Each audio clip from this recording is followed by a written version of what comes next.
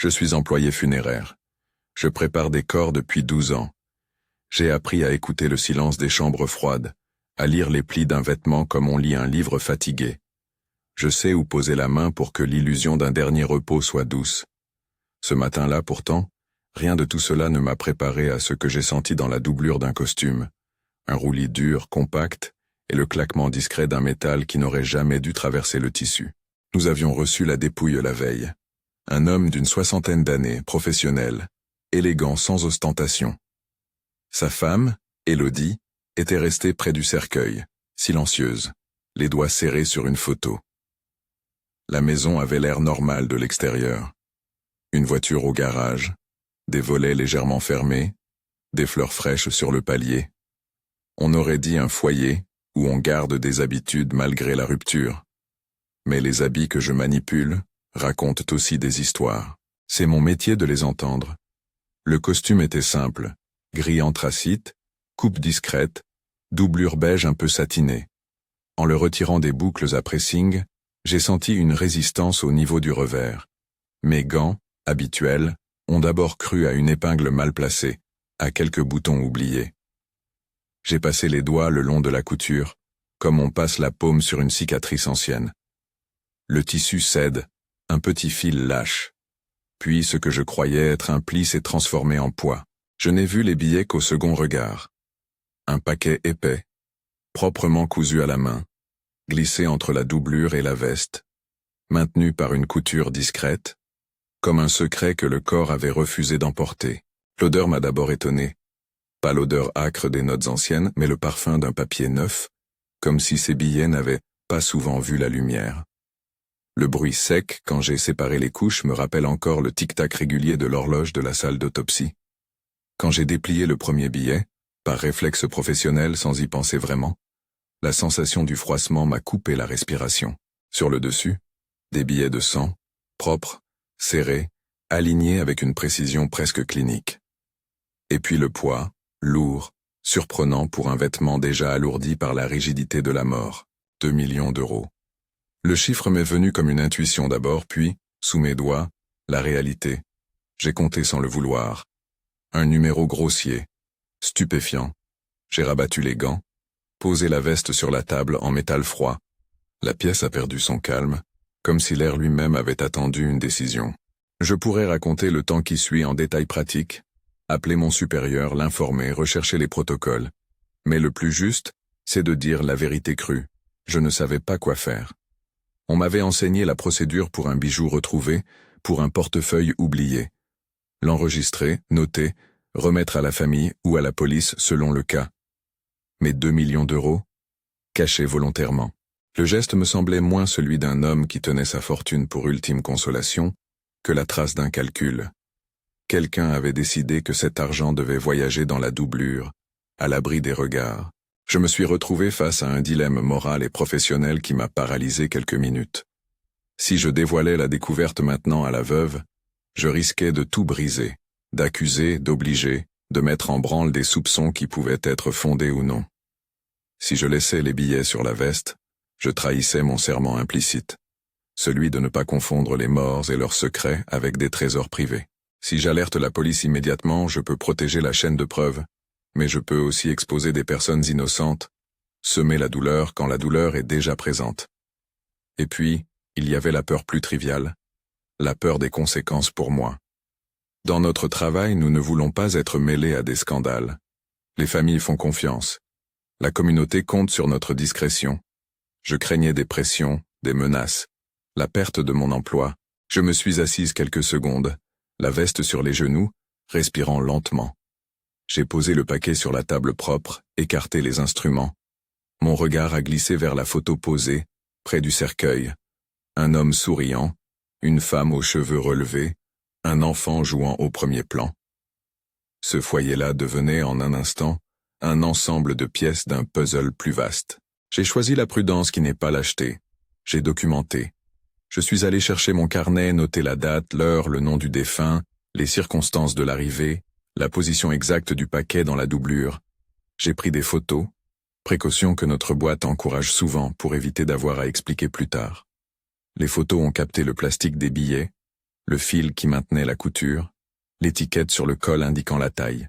Puis j'ai remis la veste dans l'ordre, sans refermer la doublure de manière définitive, comme si je devais pouvoir montrer sans altérer. Ensuite, j'ai cherché un coffre au local. Notre maison funéraire garde un petit casier pour les effets personnels retrouvés. Je l'ai mis dedans, fermé, pris la clé. Et j'ai fait quelque chose que je n'aurais jamais pensé faire si l'on m'avait demandé avant. J'ai appelé une personne de confiance extérieure au travail, quelqu'un qui avait été avocat autrefois, et qui était resté un ami prudent, maître Bernard. Il n'est pas mon avocat, je n'ai pas de raison légale d'en avoir un, mais dans ma vie personnelle, il était celui qui savait écouter sans juger. Je voulais un conseil, un avis sur la façon de préserver la preuve sans me mettre en danger. Il m'a demandé simplement « Pourquoi toi? Pourquoi pas la police ?» J'ai senti combien la question était juste. Elle me renvoyait à ma responsabilité professionnelle et au risque d'un acte impulsif. Je lui ai murmuré la suite, en me répétant les chiffres comme si je les épelais pour ne pas être folle. Sa réponse fut mesurée. Garde tout comme c'est. Ne laisse personne y toucher. Ne montre rien à la famille pour l'instant. Prends note de tout ce que tu fais. Et contacte un avocat. Pas pour toi, pour veiller à la préservation de la preuve. Si c'est ce que tu dis, cela peut être crucial. Ces mots ont agi comme un guide. J'ai suivi ses recommandations à la lettre. J'ai serré la clé dans ma poche. J'ai noté chaque mouvement, chaque personne qui serait potentiellement en droit de réclamer cet argent. Puis j'ai attendu. Dans la salle, le silence est devenu presque tangible. On entendait seulement le bruit sourd du système de ventilation et le craquement des talons de la femme de chambre qui rangeait des linges dans la pièce voisine. Le monde semblait continuer, indifférent, alors que quelque chose d'énorme attendait, scellé dans un tissu. Mais garder un secret est un acte qui attire des regards. La rumeur s'est répandue comme une tache d'huile la première journée. Un collègue a remarqué mon air inquiet, un autre m'a posé une question maladroite sur la veste. Bientôt, la nouvelle est arrivée à la famille, pas comme une vérité dévoilée, mais comme une suspicion susurrée par un voisin inquiet. La veuve, Élodie, n'a pas reçu la nouvelle de la même manière que nous. Pour elle, la perte était déjà une plaque chaude sur sa poitrine. L'idée qu'il y ait de l'argent caché près du corps ajoutait une scène supplémentaire à son deuil. Son regard, quand je l'ai croisée dans la petite salle réservée aux visites, m'a transpercé. Elle avait quelque chose d'impénétrable, une force qui effrayait plus qu'elle ne consolait. Nous avons décidé, après consultation avec maître Bernard, de ne parler qu'à la famille proche, en commençant par la femme. La discrétion était d'abord pour elle, pour que le deuil garde sa dignité avant que la loi ne réclame des comptes. Je l'ai retrouvée assise, un foulard sur la tête, les yeux gonflés, la main posée sur un livre de poésie qui lui servait d'encre. Je lui ai dit qu'on avait trouvé des effets personnels, que certains objets allaient être inventoriés, sans mentionner la somme. Elle a hoché la tête d'un air absent, la bouche sèche. Puis elle a posé cette question, simple, effilée, qui m'a laissé sans voix. Est-ce que c'était à lui? C'était la question la plus lourde. Je n'en savais rien. Les biens d'un défunt ne sont pas toujours à lui, même ceux cachés sous son costume. L'argent peut appartenir à une autre main, peut être le fruit d'une transaction illégale, un paiement d'assurance, un sombre arrangement. Peut-être que l'homme voulait protéger une somme de la cupidité des vivants. Peut-être qu'il la gardait là pour quelqu'un. La possibilité la plus blessante était aussi la plus plausible, que ce trésor ait été dissimulé pour être soustrait à la veuve. Je n'ai pas dit cela à voix haute. Au lieu de cela, j'ai proposé que l'on fasse un inventaire officiel et que l'on procède avec respect, comme si l'on manipulait une relique fragile. Le poids de mes mots a semblé l'atteindre, et elle s'est calmée un peu. C'était assez. Suffisamment pour masquer l'angoisse sous quelque chose qui ressemblait à la prudence. La nuit qui a suivi, je me suis couché sans vraiment fermer les yeux. Mes pensées revenaient toujours à la façon dont l'argent avait été cousu, avec soin, sans hâte, à l'abri de l'usure. Ce n'était pas une cache improvisée. C'était le produit d'une décision raisonnée, prise par quelqu'un qui savait ce qu'il faisait. Et quelqu'un d'autre l'avait peut-être su aussi. Au matin, je me suis rendu chez l'homme qui s'occupe des obsèques. Nous avons décidé d'appeler un avocat pour nous guider, pour établir la chaîne de possession, et surtout pour assurer que tout serait documenté correctement. On connaissait un cabinet qui traitait parfois des questions délicates. Je n'avais pas envie d'y laisser mon nom au hasard.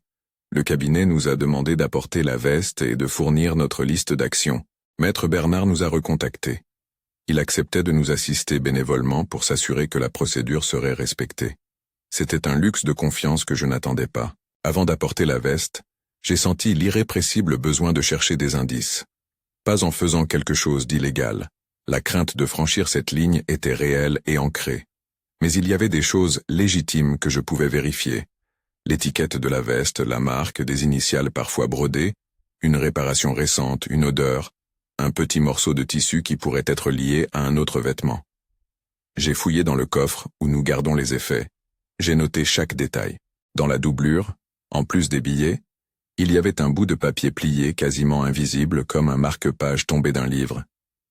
J'ai hésité avant de l'extraire. Mon cœur battait fort, non par peur d'être surprise, mais par l'intuition qu'un petit papier pouvait contenir une vérité. Le papier portait une note écrite à la main en abréviation. Compte X, transfert 2309, attendre. Pas de nom, juste une direction, un numéro de téléphone griffonné, incomplet, et une adresse partielle. Il y avait aussi un petit anneau de clé, sans clé, comme si l'on voulait laisser l'idée d'une clé sans en laisser la clé elle-même. Je l'ai photographié, catalogué, mis dans une pochette scellée étiquetée. À ce stade, tout me paraissait précieux.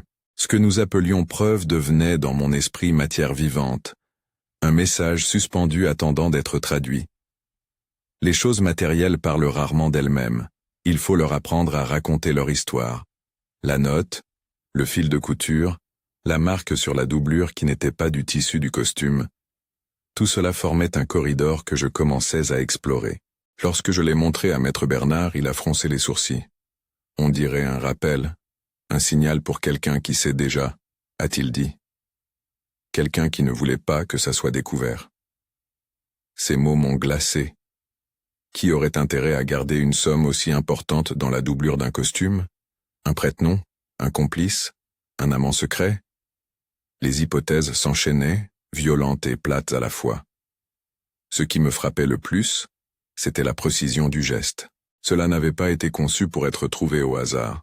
Cela avait été conçu pour transiter, caché, en sécurité. Nous avons convenu d'un plan simple. Garder la veste sous scellé, transcrire la note, essayer d'identifier le compte mentionné via des voies légales, et surtout, parler à la famille de façon mesurée. La conservation correcte des éléments était cruciale. Si jamais cette affaire devait être plaidée, quelqu'un aurait à pouvoir retracer chaque mouvement jusqu'au moment où j'ai découvert le paquet. Tout devait être irréprochable. La tension monta quand une voix s'est élevée, comme un courant sous-jacent entre les proches. Un frère du défunt, un homme au visage fermé, est venu aux obsèques depuis une autre ville. Il paraissait nerveux, impatient, autant pour la cérémonie que pour la question des biens. On sentait chez lui un intérêt presque professionnel pour l'inventaire. Il a posé des questions plus insistantes que la moyenne, demandant si certains effets manquaient, épluchant la liste des objets avec une attention qui relevait de l'examen. Je l'ai observé, notant chaque micro-expression. Comment ses doigts tapaient la liste, le mouvement de ses lèvres quand il prononçait le nom d'une banque. Il ne savait pas que je savais, pas encore. Mais j'ai senti sa présence comme une ombre qui cherchait un point faible. Un autre élément est apparu presque anodin, une conversation interceptée ou plutôt entendue accidentellement. Une infirmière de la maison funéraire parlait au téléphone dans le couloir avec une voix basse, disant « Ils ont découvert quelque chose ? Oui, mais on ne doit pas en parler. Non, je n'ai pas touché, je l'ai mis au coffre. » Le mot « il » m'a piqué. Qui était-il? Les voisins? Des complices? La famille? Le filet social qui entourait le défunt semblait plus épais qu'un cercle familial. Il y avait des visages, des noms, des transactions. Je nous voyais comme des marionnettes prises dans un théâtre plus grand que nous, les vivants, les morts, le silence administratif et le bruit des affaires. Et au centre, cette veste, pièce muette mais explosive. Les heures suivantes furent une succession d'allers-retours. Photocopies, appels téléphoniques, rencontres spatiales. Maître Bernard a pris en charge la rédaction d'une note officielle décrivant la découverte. Nous avons inventorié le tout sous scellé, avec témoins. Et je me suis assuré que chaque personne qui a eu accès au coffre signait une feuille. Ce sont des gestes froids, presque rituels, mais ils deviendraient essentiels si la dispute s'envenimait. Pourtant quelque chose me rongeait. J'avais l'impression que la découverte n'était qu'une porte ouverte sur un espace plus vaste, rempli de pièces manquantes. Dans les jours qui suivirent, j'ai commencé à prêter attention à ce que je ne devais pas forcément voir. Les timbres sur le courrier laissé dans la maison, un logo récurrent sur une enveloppe, un petit autocollant d'une agence bancaire d'un autre pays, un reçu de livraison trouvé dans la corbeille. Chaque détail ressemblait à une pièce d'un mécanisme que je ne comprenais pas encore. C'est au 5e jour qu'un message électronique est arrivé dans ma boîte professionnelle, adossé à une adresse anonyme. Le contenu était bref, presque mécanique. Renonce, rends-le, tu ne sais pas avec qui tu joues. Pas de nom. Pas de menace explicite. Juste une injonction qui sonnait comme une mise en garde. J'ai senti le froid me remonter la colonne vertébrale. La menace, même voilée, faisait comprendre que nous étions désormais au centre d'un jeu plus dangereux que la simple découverte d'un billet. Je l'ai montré à Maître Bernard. Il a lu, pâli un peu, puis s'est calmé d'un air professionnel. Ne réponds pas. Garde-le comme preuve. Et je vais demander une protection procédurale si nécessaire. Ces mots avaient la netteté de quelqu'un qui savait comment gérer l'inconnu. Mais la peur ne se mesure pas à la logique. Elle circule dans le corps, dans le sommeil interrompu, dans la vigilance accrue. J'ai commencé à verrouiller autrement la maison funéraire, à vérifier les caméras, à écouter les bruits de passage la nuit. Il y eut aussi inévitablement la question de l'éthique. Avais-je trahi la confiance du mort? Avais-je trahi la famille? Chacun des gestes que je posais revenait à ce miroir. Pour me rassurer, je tentais de réécrire l'histoire. Je n'avais pas pris l'argent pour moi. Je ne l'avais pas montré à la galerie. J'avais agi selon la prudence et la loi. Mais l'image de ces billets, propres et serrés sous une couture, revenait encore et encore. Pourquoi lui? Pourquoi là? Qui avait intérêt à protéger une somme aussi importante dans un tel endroit? Une réponse est venue, froide et précise, d'un document retrouvé par hasard dans la maison du défunt. Une facture étrangère, un transfert mentionné à une date proche d'un voyage. La combinaison d'une note griffonnée, d'un relevé partiel trouvé dans un tiroir et du paquet dans la veste formait un itinéraire probable. L'argent avait transité, il y avait des correspondances bancaires à des noms que je ne reconnaissais pas. Rien de nominal, tout sous pseudonyme. Cela sentait les comptes occultes, les prêts arrangés, un monde où la discrétion est monnaie courante. J'ai choisi de m'en tenir à ce que je pouvais prouver. Les suppositions étaient dangereuses. Mais dans le même temps, l'idée que la famille pourrait être victime, dépouillée, éliminée socialement, me semblait de plus en plus plausible. Élodie, fragile et stoïque, semblait ne pas manquer de ressources, mais elle n'était pas armée pour affronter un système invisible. C'est là que la décision s'est imposée. Je devais faire plus qu'enfermer ce paquet dans un coffre. Je devais le mettre entre de bonnes mains. Nous avons organisé une rencontre discrète dans un petit bureau, où Élodie est venue avec une amie de confiance. Maître Bernard, calme et assuré, a expliqué en termes simples les étapes, préservation de la preuve, vérification des comptes par voie légale, et si besoin, une requête pour geler certains avoirs. J'ai dit ce qu'il fallait, sans spectaculaire, parce que le pouvoir des mots venait du fait qu'ils étaient vrais. La douleur d'Élodie était réelle. Sa colère, quand elle est venue, fut contenue mais forte. Elle a posé des questions que je n'aurais su répondre. Pourquoi ne m'avoir rien dit? Et comment est-ce possible que l'argent soit là? Je n'avais pas de réponse définitive. La seule chose que je pouvais lui offrir était la chaîne de preuves et la promesse que nous ne détruirions rien. C'est dans cet espace, quand tout semblait se diriger vers une procédure ordonnée, qu'un élément nouveau est apparu et a fissuré la surface. Un soir, en revenant fermer le local, j'ai trouvé une enveloppe glissée sous la porte. À l'intérieur, une photo. La veste ouverte, la doublure bien visible, et sur la photo, à l'arrière-plan, quelqu'un était assis dans une voiture, visage flou, mais la plaque d'immatriculation visible. C'était une preuve que quelqu'un nous observait, que notre prudence n'était pas suffisante. La plaque correspondait à un véhicule loué, Un nom qui, une fois vérifié, renvoyait à une entreprise appartenant à un proche du défunt. Un lien trop direct pour être une coïncidence. Je me suis retrouvé à la croisée de deux vérités. La première, qu'un trésor était caché dans la veston d'un mort. La seconde, que des vivants, conscients et organisés, surveillaient chaque mouvement. Je ne savais pas encore qui tirait les ficelles, ni quelle alliance ténébreuse se cachait derrière les transferts et les notes griffonnées. Mais je savais que je n'étais plus simple employé. J'étais dépositaire d'un secret qui risquait d'éclater en public d'un moment à l'autre. Si cette histoire vous intrigue, abonnez-vous. Il se peut que la suite révèle plus que ce que je peux vous dire aujourd'hui. Le lendemain, au bureau, l'atmosphère était différente. Les rumeurs avaient encore grossi. Des voisins murmurèrent. Un journaliste local appela sans savoir à quel point il était proche. Les pressions invisibles se firent plus concrètes. Un email anonyme, une photo placée sous la porte, un appel en pleine nuit ridiculement court, et puis la tonalité raccrochée. Nous avons resserré les procédures. Maître Bernard a demandé officiellement une mise sous scellé judiciaire. C'était une démarche prudente et protectrice, mais elle engageait déjà la machine judiciaire. J'étais prête à céder le rôle de témoin à la procédure. Pourtant, même en laissant tout cela aux professionnels, une part de moi voulait comprendre. Pourquoi ce costume? Pourquoi ces billets? Pourquoi des comptes à l'étranger et des noms inconnus? Les questions formaient une toile où je commençais à distinguer des fils, un mariage en surface tranquille, des transferts nocturnes, une vie parallèle qui avait su garder ses traces bien cachées. Un jour, en classant les effets personnels dans la maison, j'ai trouvé un carnet d'adresses, petit, presque insignifiant, caché dans une boîte de souvenirs. Des initiales, des numéros, et, en marge, des noms brefs, des lieux, des rendez-vous. Un nom revenait souvent. V. Ce n'était qu'une lettre, un initial, mais elle pointait vers quelque chose. J'ai fait ce qu'il fallait. J'ai photographié, catalogué, livré les images à Maître Bernard. L'avocat a émis l'hypothèse la plus lucide et la plus dangereuse.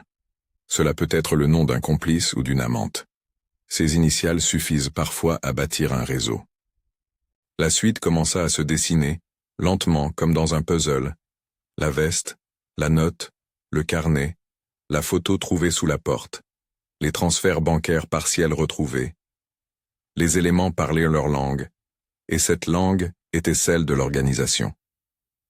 Quelque chose derrière les rideaux orchestrés depuis longtemps se mettait à se dévoiler, mais révéler tout cela en public signifierait broyer des vies ou libérer des vérités nécessaires.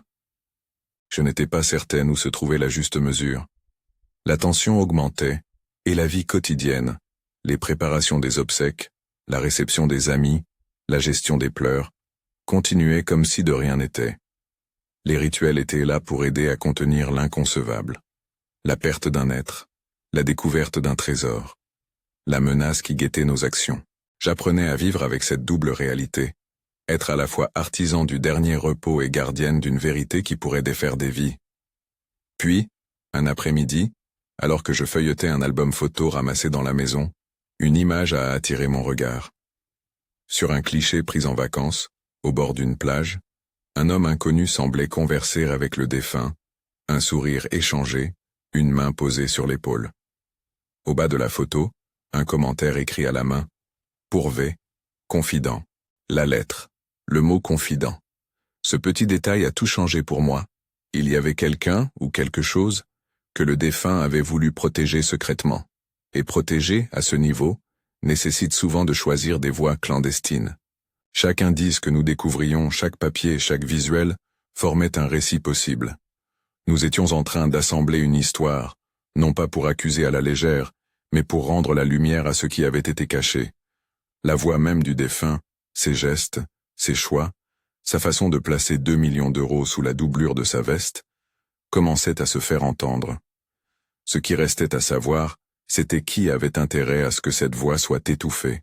Les premiers verrous judiciaires furent posés.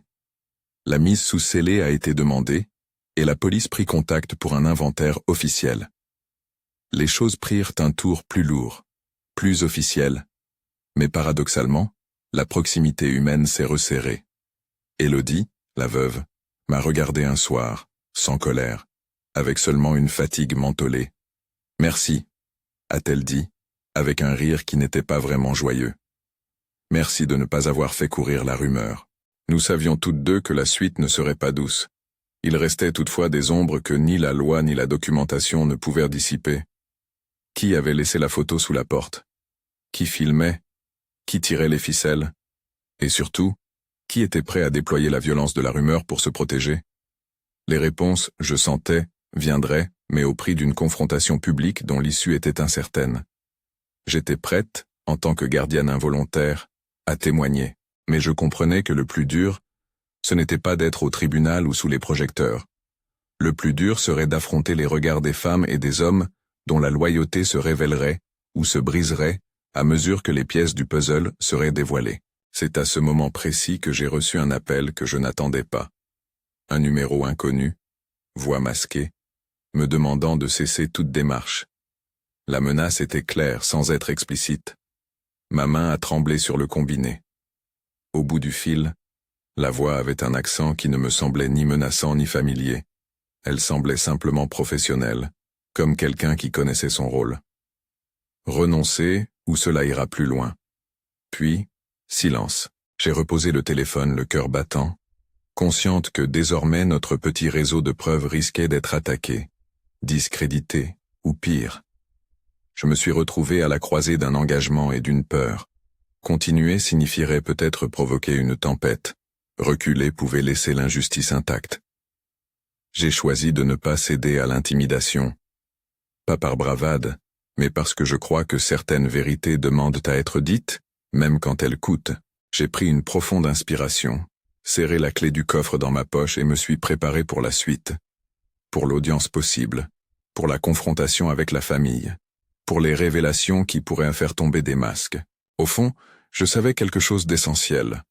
L'argent était la preuve matérielle, visible et choquante. Mais la vérité la plus importante n'était pas celle des billets. Elle était celle des décisions prises par des gens, des mots tus, des complicités silencieuses. Et pour atteindre cette vérité, il faudrait plus que des photos et des factures, il faudrait des témoignages, une patience obstinée et peut-être le courage de ceux qui, jusque-là, avaient choisi le silence. Les jours qui suivirent furent une préparation. J'organisais mes notes, revoyais les photos, classais les éléments, rencontrant parfois des regards qui disaient plus que des mots. Et lorsque j'entendis enfin que le dossier allait être examiné par quelqu'un d'autre, que les premières demandes de documents avaient été envoyées aux banques, je compris que le temps de l'attente était terminé. La machine allait peut-être se mettre en marche, c'était un moment de bascule. J'ignorais encore si la suite nous rendrait justice ou nous exposerait à des conséquences plus lourdes. Mais je savais que, quoi qu'il advienne, je ne pourrais plus revenir à l'anonymat tranquille d'avant. J'étais entré, sans l'avoir choisi, dans une histoire qui n'appartenait plus seulement au défunt et à sa famille. Elle appartiendrait aussi à tous ceux qui regardent ce genre de vérité éclater au grand jour. Et au moment où je préparais mes dossiers pour la réunion avec l'avocat, un nouveau détail est apparu qui allait bouleverser ce que nous pensions savoir. Dans une boîte oubliée, cachée entre des factures, j'ai trouvé une clé USB scellée, sans étiquette. Elle pouvait contenir des preuves numériques, des messages, des enregistrements, des transferts. Sa présence aux côtés des billets, si elle était authentique, signifiait que nous tenions peut-être plus qu'un simple trésor physique. Cela signifiait qu'il y avait des témoins, des voix, des fichiers pouvant relier les gestes aux personnes. Je ne l'ai pas ouverte sur le moment. Je l'ai glissée dans une pochette, consignée, notée dans l'inventaire. Et pendant un instant, alors que la journée mourait, je me suis souvenu d'un mot prononcé par Élodie lors d'une de nos rencontres. Il me parlait toujours de protection, comme s'il préparait quelque chose pour moi sans que je le sache. Était-ce un geste d'amour maladroit, un stratagème d'une relation secrète ou le signe d'une affaire plus sordide? Seul le temps et le courage des personnes impliquées le diraient. J'ai fermé la porte du bureau ce soir-là avec l'impression étrange d'avoir déplacé une pierre dans un lac profond. Les ondes avaient commencé à s'étendre, et je pouvais apercevoir dans la pénombre des silhouettes qui s'agitaient là où la surface semblait calme. La suite allait demander des choix difficiles, des confrontations, de la persévérance. Mais je me sentais prête à continuer. À présent, je n'étais plus seulement employée. J'étais témoin. J'étais gardienne. Et malgré la peur, Il y avait une force qui poussait. Celle de rendre à la vérité sa pleine lumière. La clé dans ma poche pesait plus lourd qu'elle ne l'aurait dû. Ce n'était pas seulement un morceau de métal, c'était le lien entre ce que j'avais trouvé et tout ce qui pouvait arriver ensuite. Les jours qui ont suivi furent un mélange d'attentes fébriles et d'actions mécaniques. Rendez-vous au palais de justice, échange de mails avec un service de police judiciaire qui prenait l'affaire au sérieux, et des rendez-vous avec des experts en documentation numérique pour ouvrir la clé USB sans la corrompre. À chaque étape, je me raccrochais aux mêmes gestes appris, photographier, sceller, faire signer, comme si la régularité des procédures pouvait tenir à distance l'imprévisible. L'expertise de la clé a été faite dans un petit bureau propre, au mur blanc, où l'on sentait le nettoyage minutieux et la concentration. Un technicien m'a expliqué, sans agressivité, ce qui allait se passer: extraction des fichiers, création d'une copie bit à bit, horodatage, rapport d'intégrité. Tout devait être traçable. J'ai senti mes mains devenir moites quand la première ligne de l'arborescence est apparue sur l'écran. Il y avait des dossiers, des noms de fichiers en apparence anodins, comptes, réunions, confirmations, et puis, au milieu, une série d'enregistrements audio. Je ne savais pas quoi attendre. Dans une affaire, il y a des moments où l'on veut des preuves, et des moments où l'on redoute de les entendre. Quand la première voix s'est élevée sur le haut-parleur, tout mon corps s'est tendu. C'était la voix d'un homme, basse, mesure, qui parlait d'un transfert, d'un moyen d'échapper au regard, d'un canal sûr. Puis une autre voix, plus aiguë, rapide, féminine, répondait en chuchotant: « On le fait ce soir, on l'envoie par la veste ». Le mot « veste » a été un coup près. Le technicien a mis la main sur le dossier contenant l'empreinte audio, m'a regardé et a dit: « Tout cela doit être remis au procureur. Il y a matière à enquête. » Je me suis souvenu de la couture, du fil posé dans l'obscurité de la doublure. La voix produisait désormais une image sonore qui s'imposait aux faits matériels. Ma respiration a cessé d'être seulement une fonction. Elle est devenue le rythme d'une décision. Suivre sans faillir le fil de cette preuve. La police a ouvert une enquête formelle. Les agents que nous avons rencontrés avaient le visage fermé mais concentré. Ils ont pris des auditions, vérifié les relevés bancaires grâce aux demandes officielles, et ordonné le gel provisoire de certains comptes. Les procédures avancent plus lentement qu'on ne l'imagine quand on regarde des séries télévisées, mais elles vont droit au but. Demander des documents, recouper des transactions, identifier des destinataires. Peu à peu, un réseau s'est dessiné. Le compte X mentionné sur la note trouvée dans la veste correspondait à une série de transferts vers une société écran domiciliée à l'étranger, qui elle-même réacheminait des sommes vers un compte local lié à une entreprise de services appartenant, sur le papier, au frère du défunt, Marc. Dire le nom de Marc en public pour la première fois pesait. C'était un homme que j'avais vu une fois à la maison funéraire, formel, aux sourcils serrés, qui avait posé des questions plus vives que la moyenne. Les documents ne l'accusaient pas encore. Ils montraient seulement des connexions de comptes et des transferts qui méritaient des explications. Il y avait aussi l'ombre de V. Vera, une initiale qui revenait partout, dans le carnet, dans la photo, comme un fil rouge. Les transactions pointèrent vers une société où son nom apparaissait comme interlocuteur. Ce ne sont que des pièces. Il fallait les assembler sans forcer. La première confrontation décisive eut lieu dans un petit bureau du tribunal, avant même l'audience publique. Maître Bernard a demandé une saisie conservatoire, justifiant le risque de dissipation d'actifs. Dans la salle, Élodie était là, silencieuse, tenant la main d'une amie. Sa présence m'a rappelé pourquoi j'avais pris ce chemin. Protéger une veuve sans défense contre des intérêts qui, parfois, calculent jusqu'à la dernière seconde. Voir la protection se dessiner, approuvée par un magistrat qui comprenait la nécessité, a été comme un souffle. Mais ce n'était qu'un pas, et les pas suivants seraient en plus durs. La stratégie de la défense n'a pas tardé. Quelques jours avant l'audience publique, nous avons reçu une lettre formelle d'un cabinet compétent, rude, technique comme on s'y attend, remettant en cause la validité de la chaîne de possession.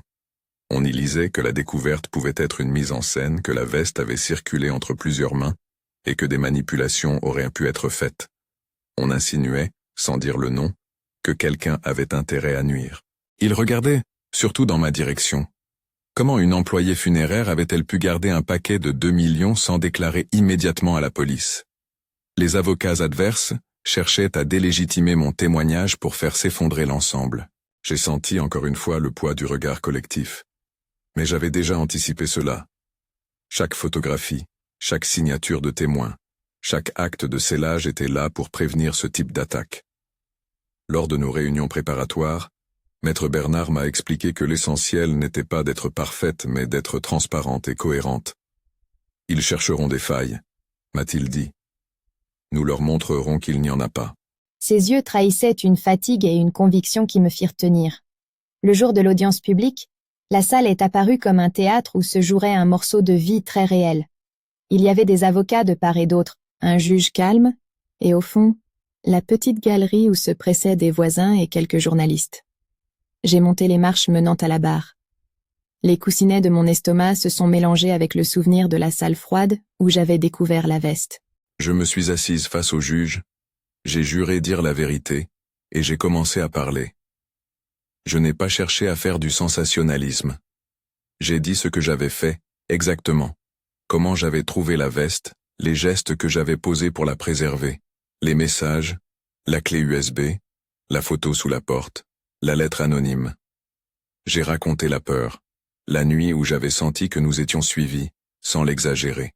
J'ai décrit les procédures instituées par la maison funéraire, les tests faits sur la clé, et comment nous avions remis tout cela à la police. À plusieurs reprises, les avocats adverses ont tenté de m'interrompre, de me piéger sur des détails, de me faire paraître hésitante. Mais les documents que j'avais rassemblés parlaient d'eux-mêmes. Photos datées, feuilles de signature, rapports d'expertise. Ils ne contenaient pas de mensonges. Ce fut alors que Maître Bernard a demandé à présenter l'un des éléments les plus gênants pour la défense. La copie expertisée d'un enregistrement retrouvé sur la clé USB. Il a expliqué que, bien que l'écoute d'un enregistrement puisse être sensible, il était nécessaire de permettre au tribunal d'entendre la nature des conversations. L'audition a été courte, précise. La voix d'un homme, puis celle d'une femme, détaillait un plan de transfert de fonds, une solution pour faire passer l'argent par la doublure d'un vêtement, l'évocation d'un nom à initiales V, et l'instruction de « laisser la veste ici », la récupérer quand tout sera passé. Quand la voix a prononcé la phrase « on l'envoie par la veste », je me suis surprise à serrer la poignée du pupitre jusqu'à sentir mes jointures blanchir. L'effet dans la salle fut palpable. Certains dans la galerie murmurèrent. Les avocats de la défense se redressèrent, cherchant frénétiquement une contre-attaque. Mais la pièce suivante du puzzle tomba presque immédiatement. Des relevés bancaires obtenus par voie légale montraient un virement conséquent effectué vers la société Écran, le même jour que le départ annoncé dans l'enregistrement. De plus, un témoin, un ancien comptable, acceptera de déposer sous serment que l'entreprise appartenant théoriquement aux frères du défunt avait effectué des transferts inhabituels pour des paiements de services à des sociétés basées à l'étranger. Ce témoin parla d'irrégularités, de factures fictives et de comptes sortants sans contrepartie. Sa voix trembla un instant lorsqu'il évoqua la somme globale. Il avait, disait-il, gardé une copie de certains documents qu'il remit aux autorités. La défense tenta encore de noyer le poisson. Et si ce n'était qu'un arrangement entre adultes? Et si le défunt voulait protéger un investissement? Mais la convergence des preuves, un enregistrement décrivant la méthode, les transferts vers des comptes écrans, la photo avec la plaque de la voiture louée, donna à la cour une image nette. Il ne s'agissait pas d'une simple mise à l'abri d'avoir, mais d'une opération coordonnée visant à détourner des fonds au profit d'intérêts déterminés. Au cœur de l'audience, il y eut un moment de vérité qui me toucha particulièrement. Le juge demanda à la défense pourquoi la veste, contenant une somme aussi importante, n'avait pas été signalée immédiatement au moment des obsèques. L'avocat du frère répondit d'un ton rapide que la découverte avait eu lieu tardivement, que le protocole n'avait pas été suivi rigoureusement, et qu'il y avait eu confusion. Mais alors que ces paroles flottaient, une image, projetée sur un écran par Maître Bernard, montra la photo retrouvée sous la porte, la veste ouverte, la doublure visible, et à l'horizon, la plaque d'immatriculation.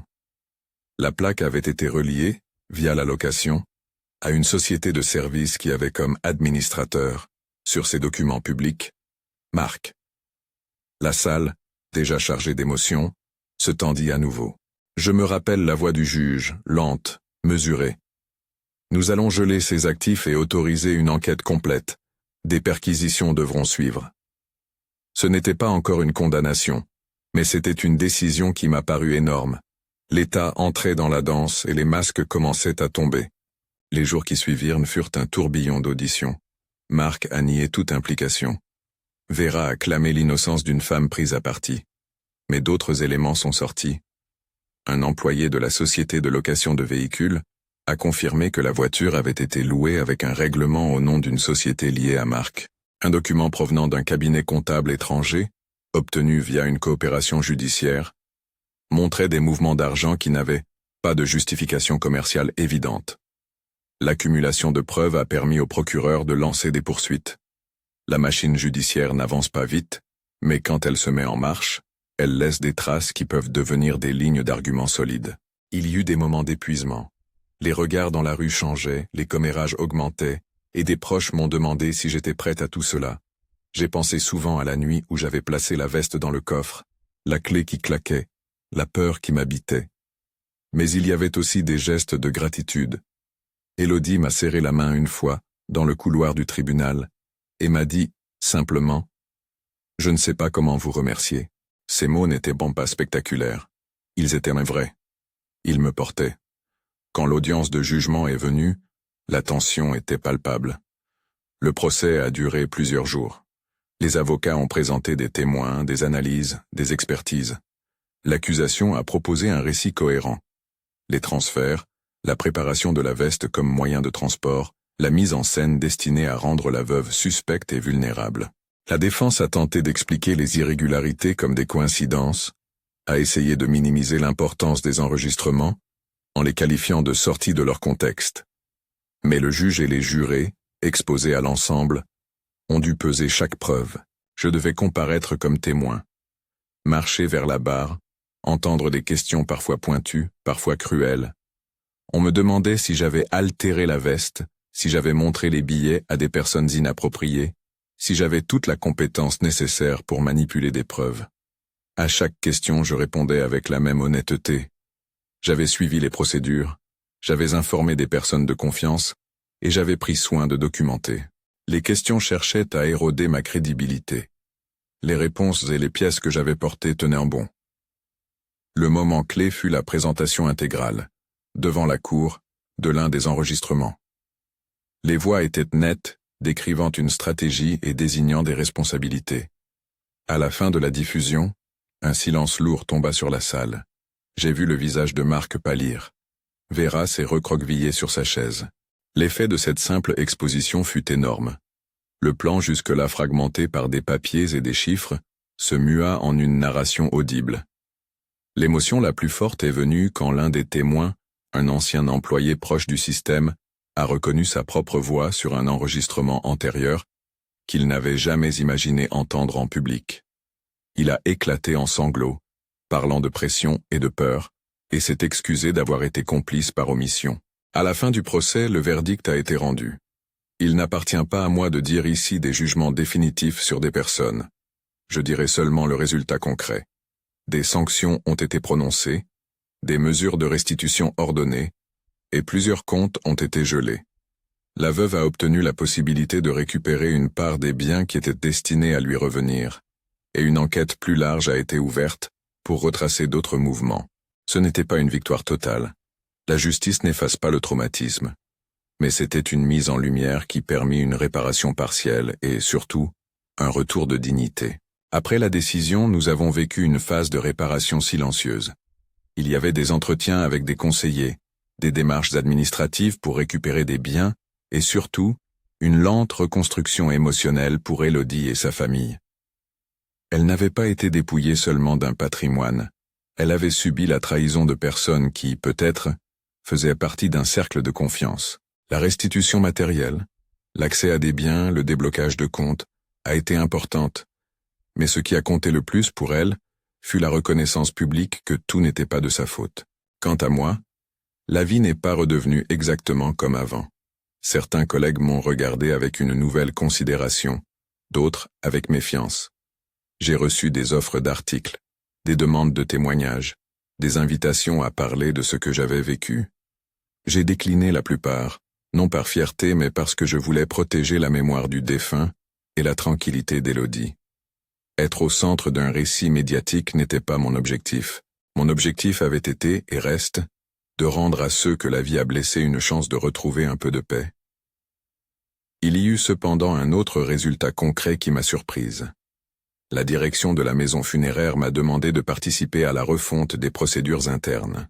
Ils voulaient tirer des leçons de ce qui s'était passé, améliorer les registres, installer un protocole encore plus strict pour la conservation des effets, et former le personnel à la documentation des découvertes inhabituelles. On m'a proposé de diriger une courte formation en me basant sur mon expérience. J'ai accepté. Enseigner à d'autres comment protéger une preuve, c'est transformer un traumatisme en prévention. La veuve, Élodie, a entrepris de quitter la maison qu'elle partageait, non parce qu'elle voulait fuir, mais parce qu'elle souhaitait se réinventer loin des souvenirs douloureux. Elle a pris un petit appartement plus modeste, a repris quelques habitudes simples, aller au marché le dimanche, militer pour une association locale d'aide aux personnes vulnérables, et j'ai parfois, discrètement, aidé à organiser des documents, à retrouver des papiers administratifs perdus. La reconstruction n'est jamais linéaire, elle avance par étapes, par petites victoires. Elle a aussi un jour accepté d'aller voir un spectacle avec son ami, un geste minuscule mais symbolique. Elle retrouvait le goût de sortir. Dans mon intime, il y eut une transformation plus profonde. J'avais commencé cette histoire en étant quelqu'un qui préparait des habits pour le dernier repos. J'ai fini par être un témoin et une gardienne. Cette expérience m'a fait comprendre que le travail que nous faisons, souvent invisible, touche au cœur des vies. Les vêtements que nous tenons racontent parfois plus que des tailles et des tissus. Ils portent des secrets, des gestes d'amour, des erreurs et des manigances. Respecter ces objets, c'est respecter des vies. Je n'oublie pas non plus l'enfant sur la photo. Je ne révélerai jamais son nom.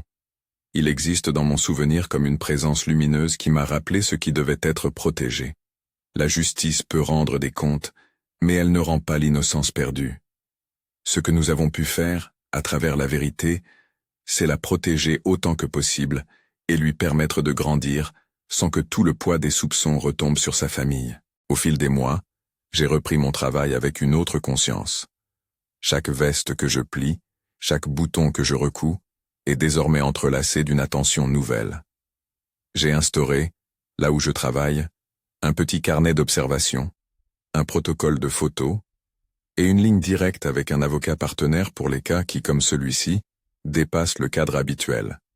Ce sont des gestes modestes, mais qui, j'espère, éviteront à d'autres de se retrouver à la croisée d'un dilemme moral. Parfois, le monde change par de petites décisions, bureaucratiques et silencieuses. Je pense souvent à la nuit où j'ai senti le paquet dans la doublure. À l'époque, j'ai hésité. J'ai tremblé. J'ai failli refermer la veste et la rendre à son destin. Mais j'ai choisi de documenter, de demander conseil et de ne pas céder à la crainte. Cet acte imparfait a déclenché une chaîne. La vérité a exigé de l'obstination, du temps et parfois de la douleur. Mais elle a aussi apporté réparation. La morale de ce récit n'est pas simple. Il ne s'agit pas de dire que la vérité triomphe toujours. Les systèmes sont compliqués, la justice lente et les conséquences humaines durables. Mais je crois qu'il existe des points d'appui. La prudence, la transparence, le courage d'agir selon l'éthique plutôt que selon la facilité. J'ai appris que les petites preuves, correctement préservées, peuvent renverser des plans qui semblaient invisibles. J'ai appris que des personnes ordinaires, un employé funéraire, un avocat loyal, un témoin courageux, peuvent ensemble faire émerger une vérité qui sinon serait restée cachée. Aujourd'hui, quand la maison funéraire ferme ses portes le soir, je m'attarde parfois un instant devant la vitrine. Je vois des gens qui passent, des familles qui viennent chercher un service discret, des sourires fatigués. Je reprends mon travail, je remets un col droit, je recouds un bouton, et quelque part, dans le geste le plus humble, je sens la responsabilité de veiller. Ce n'est pas de l'héroïsme. C'est une forme de fidélité à l'autre. À ceux qui écoutent cette histoire, je veux dire deux choses simples. Premièrement, si vous trouvez quelque chose d'inhabituel dans le cadre de votre travail ou de votre vie, documentez-le et demandez conseil à des professionnels.